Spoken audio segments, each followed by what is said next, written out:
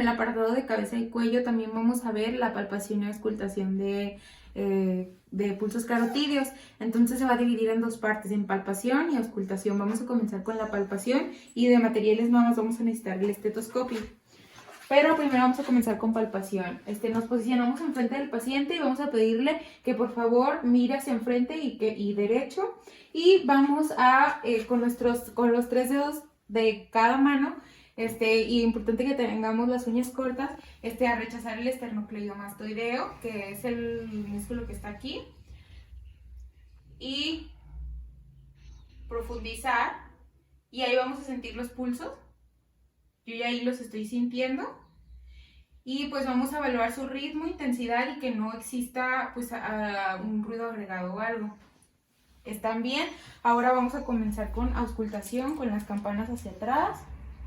Y de la misma forma, rechazamos esternocleidomastoideo.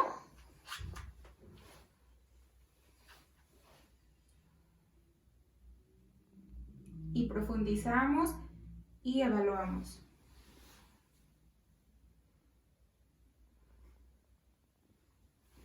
Bueno, reporto como pulsos carotídeos simétricos de buena intensidad y ritmo, sin ruidos agregados, y pues se puede realizar en condiciones en las que el paciente, nosotros sospechemos de alguna patología del corazón.